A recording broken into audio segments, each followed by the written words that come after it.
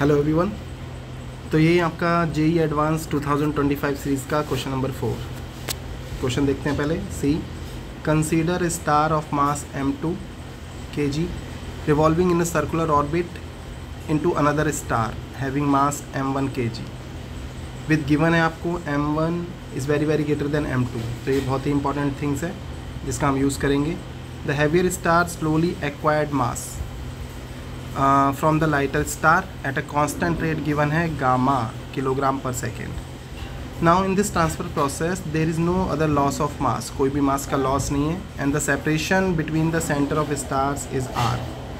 Now the relative change निकालना है आपको, याद रखना रिलेटिव रेट ऑफ चेंज निकालना है। 1/r dr/dt ये आपको निकालना है। तो सबसे पहले देखिए स्टार्ट करते हैं। हमने कहा हमारे पास दो मासेज हैं। Let's say first one is m1, second is m2 having distance r। Okay, then अब इस सिस्टम को हम क्या करेंगे, ये 2 मास वाला सिस्टम है, हम इसको रिड्यूस करेंगे 1 मास वाले सिस्टम में।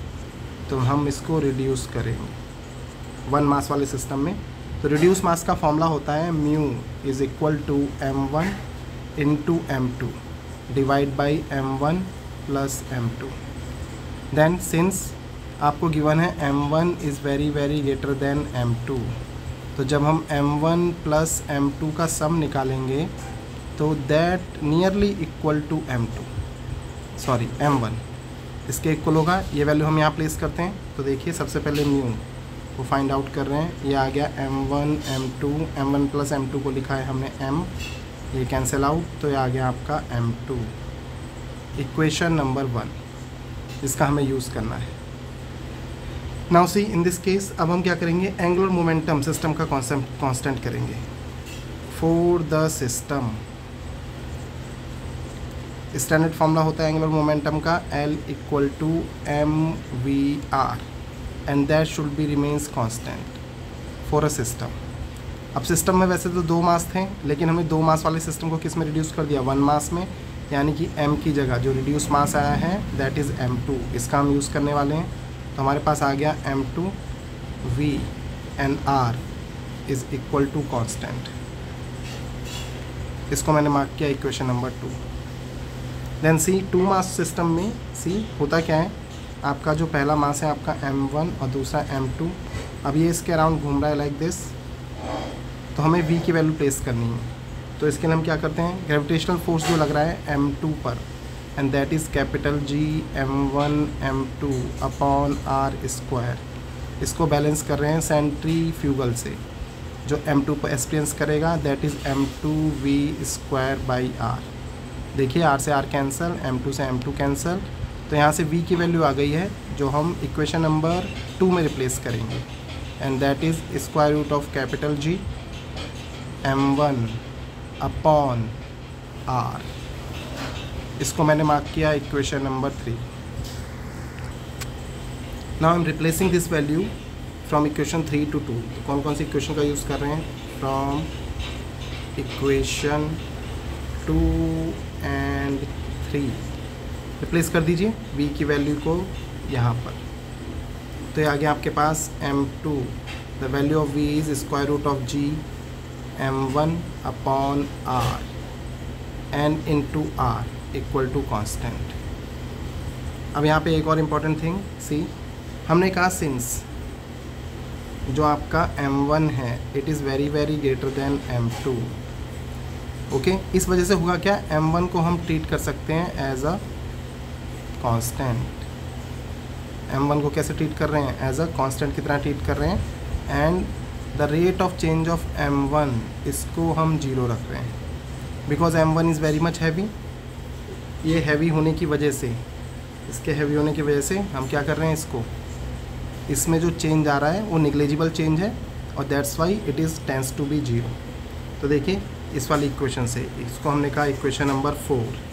आगे फर्दर प्रोसीड कर रहे हैं। तो यहाँ पर चल रहा है देखिए m2, then square root of g लिखा है मैंने, अलग अलग कर लिए term, and then square root of m1 and r की पावर अगर आप देख रहे हैं तो ये बनेगी 1 minus 1/2 means 1/2 and this one is equal to constant।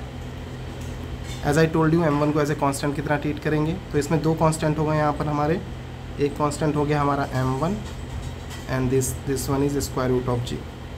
तो इनको कांस्टेंट की तरह हम बाहर लिख लेते हैं दिस वन और डिफ्रेंशिएट कर रहे हैं। हमने कहा सिंस वी नो दैट अगर हम टोटल, ये आपका टोटल एंगुलर मोमेंटम है, इसका हम डिफ्रेंशिएट करें with respect to time t, since it is equal to constant तो इसका डिफ्रेंशिएशन आएगा 0।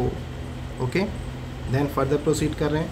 तो देखिए square root of g constant, square root of m1 is constant, we have to differentiate d by dt।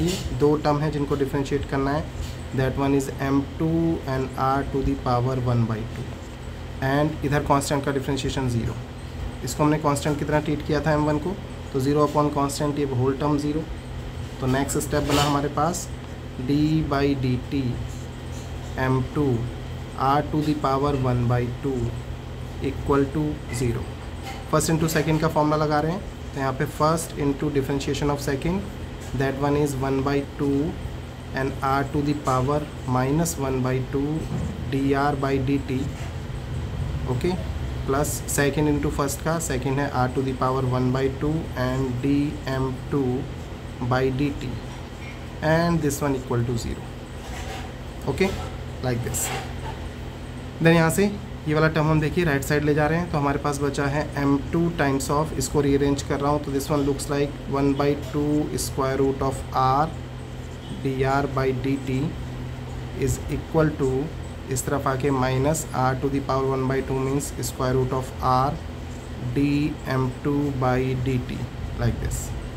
Then since आपको given है, क्या चीज़ given है कि the rate of change of mass, इसमें चेंज आएगा जो कि सिग्निफिकेंट होगा, because m2 is very very less than m1। इसकी वैल्यू आपको गामा गिवन है, वैल्यू प्लेस करेंगे, r के टर्म r के साथ ले जाएंगे। याद रखना हमें निकालना क्या है, 1/r dr by dt, relative change हमें फाइंड आउट करना है। दैट्स वाई हमने 2 मास वाले सिस्टम को 1 मास में रिड्यूस किया था। तो यहाँ पे बचा है देखिए m2, ये इन दोनों की मल्टीप्लाई करके यहाँ पे बचेगा 1/2r and dr by dt and dm2 by dt, इसको लिखा है हमने गामा, तो माइनस का गामा। देन टर्म्स को रीअरेंज कर देते हैं, तो हमारे पास आ गया 1/r dr by dt is equal to -2 gamma upon m2। तो ये आपका आंसर हो गया। अब देखिए आंसर कौन सा मैच कर रहा है उसको देखते हैं। तो as you can see options के अकॉर्डिंग जो हमारा मैच कर रहा है, correct answer is option B. Okay, then इन्होंने मार्क्स टू ऑल क्यों दिया हुआ है, बिकॉज ये वाला तो ऑप्शन बिल्कुल गलत है, ये भी गलत है, लेकिन ये ऑप्शन अगर आप लॉन्ग मेथड से जाओगे और कंसिडरेशन में नहीं लाओगे तो -3/2 गामा m2 ये भी एक पॉसिबल आंसर है। तो since 2 options are right, but section A का क्वेश्चन है तो एक ही ऑप्शन सही होगा, तो 2 ऑप्शन राइट दे दिए हैं, इसीलिए इन्होंने मार्क टू ऑल किया है। But the correct option is option number B. So option number B is the correct option. Okay बच्चों, और क्वेश्चंस देखने के लिए please like, share and subscribe. Thank you.